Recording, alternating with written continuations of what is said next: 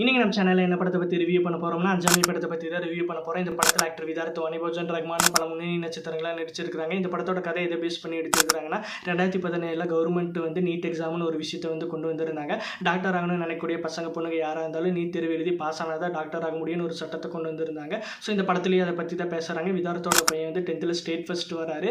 So அவரை வந்து interview பண்ணுறாங்க ப்ரெஸ் நியூஸில் இருந்தெல்லாம்.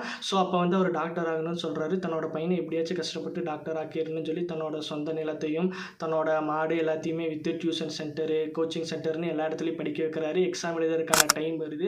ஸோ அப்போ வந்து கவர்மெண்ட்டில் இருந்து தமிழ்நாட்டிலேயே சென்டர் போடாமல் எக்ஸாம் எழுதுறதுக்கு ராஜஸ்தான், ஜெய்ப்பூர், டெல்லி அப்படிங்கிற மாதிரி இடத்துல வந்து சென்டர் போடுறாங்க எக்ஸாம் எழுத. அப்போ விதார்த்தும் அவரோட பையனும் வந்து ட்ரெயினில் ட்ராவல் பண்ணுறாங்க. அப்போ பண்ணும்போது அவரோட பையனும் விதார்த்தும் மனதளவிலோ உடல் அளவிலோ எப்படி பாதிக்கப்படுறாங்க அப்படிங்கிறத இந்த படத்தோட கதை. இந்த படத்துக்கு நான் கொடுக்கக்கூடிய ரேட்டிங் 10க்கு 9. நீங்களும் இந்த படத்தை பார்த்துருந்தீங்கன்னா மறக்காமல் உங்களோட ரேட்டிங்கை கமெண்ட் பாக்ஸில் கொடுத்துட்டு போங்க. தேங்க்யூ.